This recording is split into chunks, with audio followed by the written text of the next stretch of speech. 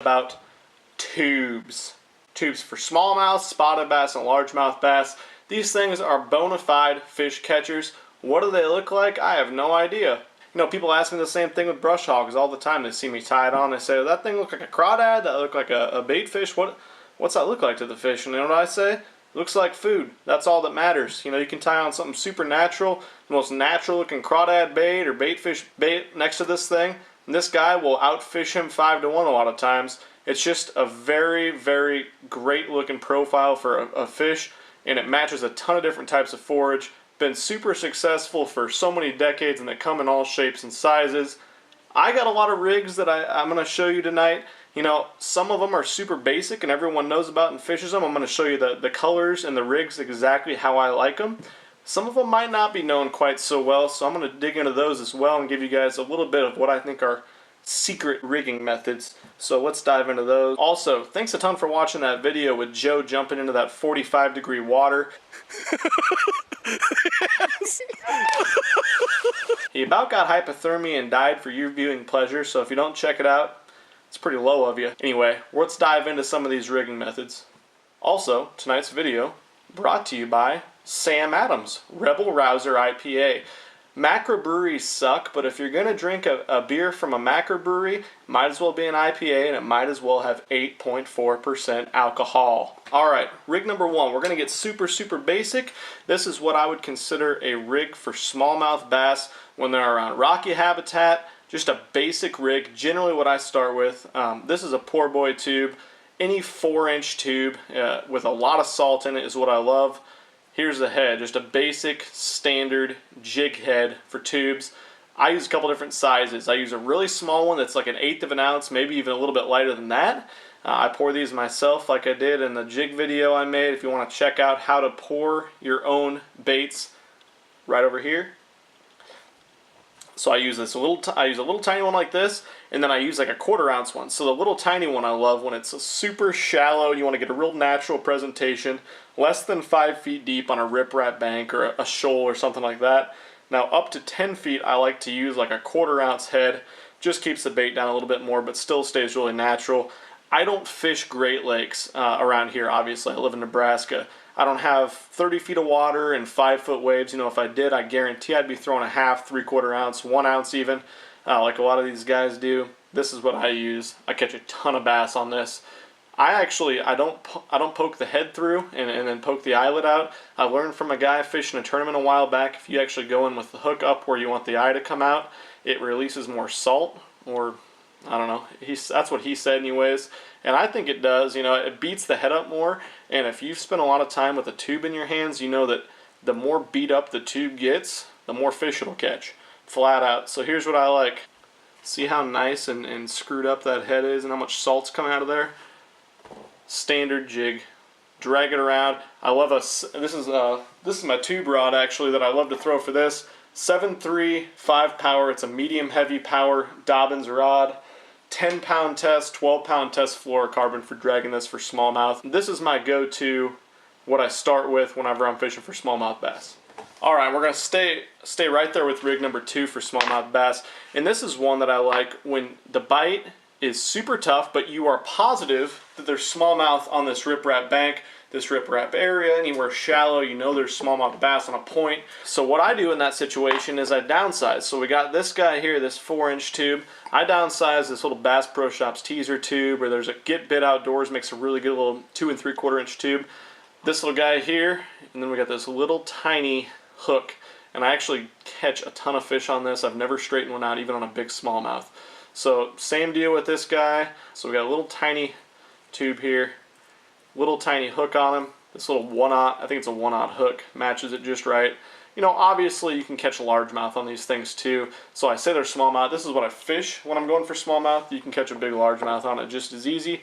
But there it is, right there, the finished product. My brother-in-law, Poe Tates, he's a real beauty. He can attest for me. We had a situation where there was a bunch of fish busting on shad, big balls of shad pulling through this creek, and I could not get them to come up and hit a topwater or fluke or crankbait or anything.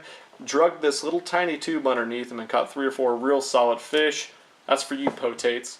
Alright, so now we're going to get a little bit sneaky. We're going to stay with smallmouth bass, although you can catch largemouth on this. You're going to take your regular 4-inch tube. We're going to slide an earplug. You can either slide it in regular, or you can soak it in a little bit of scent. This will hold your scent a little bit better than just the plastic will. But we'll stuff that guy in there. And the way I like this guy is on the old Carolina rig. I hate throwing a Carolina rig. It's so freaking boring. But this honestly will catch you a ton of fish because it is a super, super natural presentation, especially in current. So we'll hook it just like your standard Texas rig. I like a little bit lighter hook, like a Gamakatsu 4/0, just a regular, not a super line hook.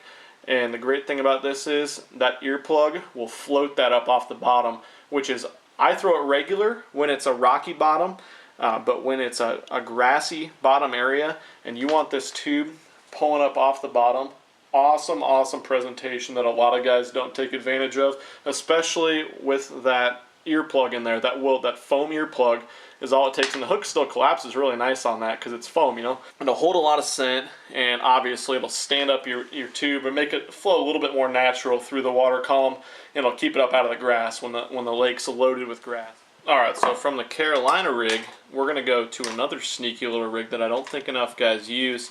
We're going to use that same basic Carolina rig setup. I really like to use a high quality ball bearing swivel for this. 6 cents makes a great one. That's the one I like to use. About 18 inches of line, and I like a nice big hook. This is when I like this really big 5-inch tube. You know, they say it's a 4-inch tube. This is a Snack Daddy tube. Poor Boys also says this is a 4-inch tube, so you tell me which one is 4 inches. I don't know. But anyways, huge tube, big profile. So we're going to hook it again. We got this big hook, extra wide gap in this big tube. Treat it just like a regular Texas rig. Bring it out. We're going to make it nice and expose it, make it nice and weedless. This guy is awesome around grass beds and around bedding fish. So it'll pick off a ton of bedding males when you need a bite, when there's a ton of fish on beds from around, and I work it just like a fluke. So I'll twitch it, twitch it, twitch it, let it pause for a second, and then keep twitching. And what'll happen is this bait will dart side to side. It'll walk the dog real nice underwater, which is an awesome action. But then when you stop it, and you can do this on grass lines, or you can find big holes in grass, if you've got a real defined hydrilla edge or something like that with holes in it, if you stop this thing, it'll just back and forth. The big ones freaking love it. You know, and I really like the ball bearing swivel for this because it'll keep your line from twisting a whole bunch. I tried, you know, I've messed around with this with different rigging methods. I tried adding a little 1/16 or 1/8 ounce bolt weight ahead of this, and it just pulls it down too much. It makes it sink straight down. You want it to be just the weight of the ball bearing swivel, and let this guy work. Natural, supernatural action. Definitely will put more largemouth in the boat for you. Of course, you'll get your occasional smallmouth too, but this is a serious largemouth rig around grass. Alright, so here is my dragon rig. So this one is a Texas rig tube, just a basic 4-inch tube. You can do it, of course, with a smaller 3-inch tube or a bigger 5-inch. My buddy Kyle's going to kill me for this. This is Kyle's stupid tube rig that he whooped our butts with at the Ozarks. Eagle Claw Shaw Grigsby hook. Great for hookup ratio, and it also keeps your tube from tearing apart too bad. So you're just going to basically, you know, Texas rig this. I like a 1/4 to a 3 ounce weight for dragging. Unpegged, that's super important. So I don't peg this hook.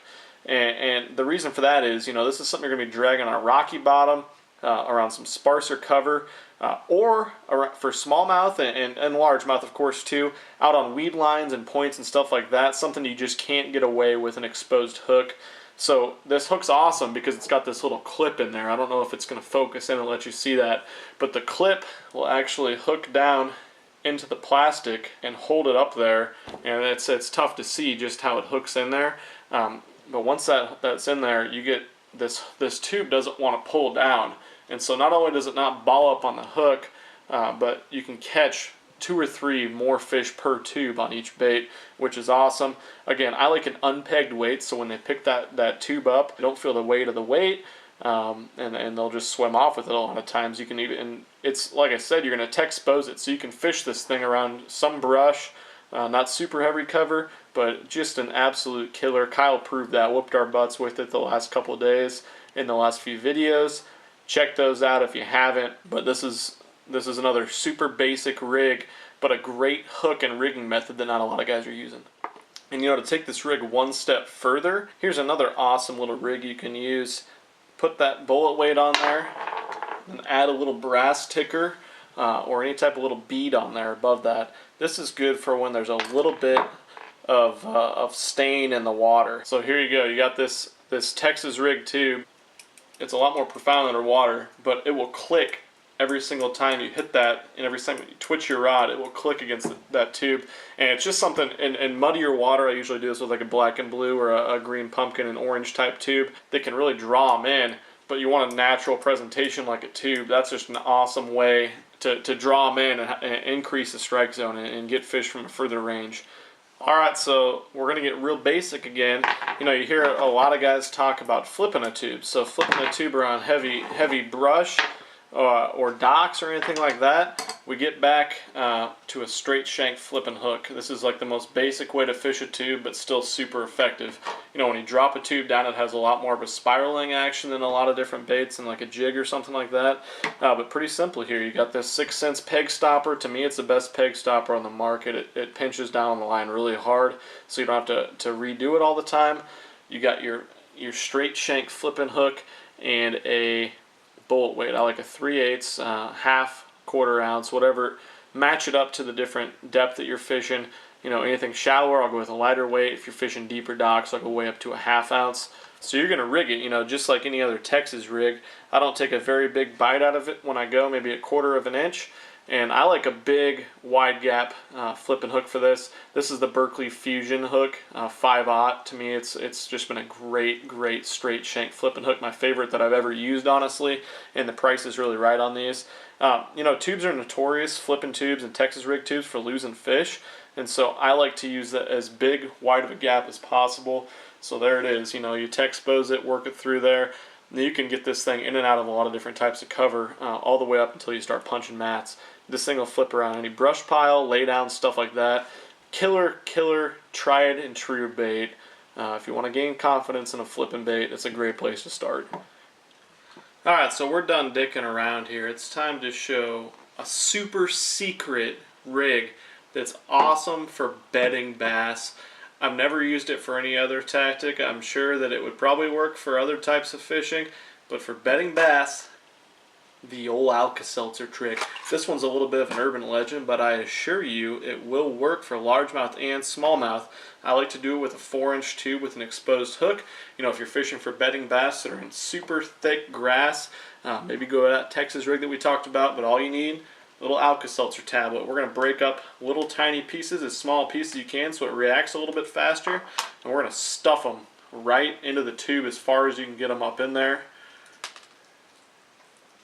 Check this out. I think this wouldn't make a bass go crazy on a bed. So you work it around a little bit, they're looking around and checking that bait out. Maybe a little part of the tablet falls out. But watch this when the bait starts going crazy.